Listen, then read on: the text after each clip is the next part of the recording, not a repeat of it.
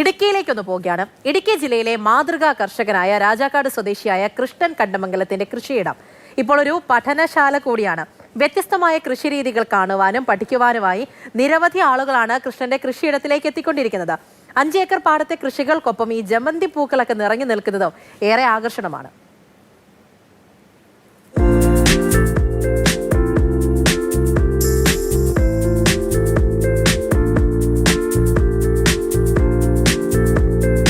ഏതെങ്കിലും ഒരു കൃഷി മാത്രം നടത്തിയാൽ അത് പരാജയപ്പെടാൻ സാധ്യതയുണ്ടെന്ന തിരിച്ചറിവാണ് കൃഷ്ണൻ കണ്ടമംഗലത്തിന്റെ വ്യത്യസ്തമായ ഈ കൃഷിരീതി. കപ്പയും വാഴയും പാവലും ഒപ്പം ഇടവിളയായി 56 ഇനം പച്ചക്കറികളും നട്ടുപരിപാലിക്കുന്നു. മുൻവർഷങ്ങളിൽ 96 ഇനം വരെ നട്ടുപരിപാലിച്ചിരുന്നു. കൃഷി പരിപാലനത്തിനും ചിലവിനുമുള്ള പണം ഇടവിളയിൽ നിന്നും ലഭിക്കും. നെൽകൃഷി നഷ്ടത്തിലേക്ക് കൂപ്പുകുത്തിയതോടെയാണ് ഹൈറേഞ്ചിലെ കർഷകർ പാടശേഖരങ്ങളിൽ കപ്പയും വാഴയും ഉൾപ്പെടെയുള്ള വിളകൾ നട്ടുപരിപാലിക്കാൻ തുടങ്ങിയത്. എന്നാൽ വിളവെടുപ്പ് സമയത്തുണ്ടാകുന്ന വിലയിടിവ് വാഴ, പാവൽ തുടങ്ങിയ കൃഷികൾക്കും പലപ്പോഴും വെല്ലുവിളിയാകാറുണ്ട്. 1 ഹെക്ടർ പാവൽ ജൈവകൃഷിയാണ്. 56 ഇനം ശീതകാല പച്ചക്കറികൾ ജൈവ രീതിയിലാണ് ബന്ദ് ചെയ്തിട്ടുണ്ട്.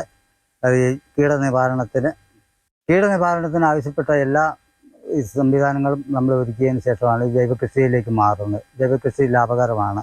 നിലമൊരുക്കി കുമ്മായം കൊടുക്കും. കുമ്മായം കൊടുത്തതിന് ശേഷം വേപ്പ പിണ്ണാക്ക് എല്ലുപൊടിയൊക്കെ മിശ്രിതമാക്കി ഇട്ടേച്ച് തൈ വയ്ക്കുന്നു. വാഴയ്ക്കിടവിളയായി കൂർക്ക, പയർ, ബീൻസ് എന്നിവയാണെങ്കിൽ പാവൽ തോട്ടത്തിൽ സമൃദ്ധമായി വിളയുന്നത് ക്യാബേജും ചൈനീസ് ക്യാബേജുമൊക്കെയാണ്. ഒപ്പം ജമന്തി കൃഷിയും പാവൽ തോട്ടത്തിൽ സജീവമാണ്.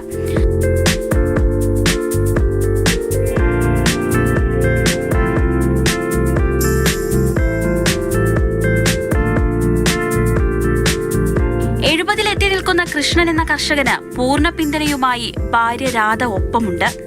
രാവിലെ 6 മണിക്ക് കൃഷിയിടത്തിലെത്തിയാൽ വൈകിട്ട് 6 മണിക്കാണ് തിരിച്ചുമടക്കം. മാർഗനിർദ്ദേശങ്ങളും പ്രോത്സാഹനങ്ങളും നൽകി കൃഷിവകുപ്പും ഇവർക്കൊപ്പമുണ്ട്. രാജാക്കാട് കൃഷിഭവൻ ഉയർത്തി കാണിക്കുന്ന ഒരു ജൈവ കർഷകൻ, ജൈവ രീതിയിൽ കൃഷി ചെയ്യുന്ന കർഷകർ കുറവാണ്.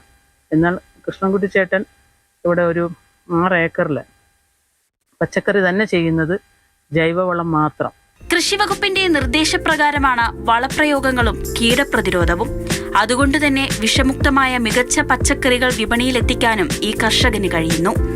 മാതൃഭൂമി ന്യൂസ്, കുമളി.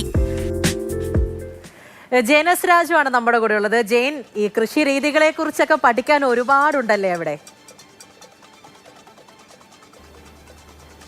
ഈ രാജാക്കാട് സ്വദേശിയായിട്ടുള്ള കൃഷ്ണൻ അദ്ദേഹത്തിന്റെ കൃഷിരീതി രൂപപ്പെടുത്തിയത് അദ്ദേഹത്തിന്റെ കൃഷി പരിചയത്തിൽ നിന്നാണ്.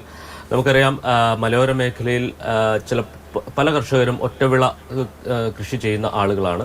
നെൽകൃഷി ചെയ്യുന്നവർ നെൽകൃഷി തന്നെ ചെയ്യുന്നു. അതോടൊപ്പം തന്നെ ഏലമാണ് കൃഷിയെങ്കിൽ ഏലം കൃഷി തന്നെ ചെയ്യുന്നു. പക്ഷെ അതിൽ നിന്ന് വ്യത്യസ്തമായിട്ടുള്ള ഒരു രീതി അവലംബിക്കണമെന്ന് അദ്ദേഹം തീരുമാനിക്കുന്നത് അദ്ദേഹത്തിന്റെ തിരിച്ചറിവുകളിൽ നിന്നാണ് എന്ന് വേണം മനസ്സിലാക്കാൻ. കാരണം ഏതെങ്കിലും ഒരു കൃഷി ചെയ്യുമ്പോൾ അതിൻ്റെ വിളവെടുപ്പിൻ്റെ സമയമാവുമ്പോൾ വലിയ വിലത്തകർച്ച നേരിടേണ്ടി വരും.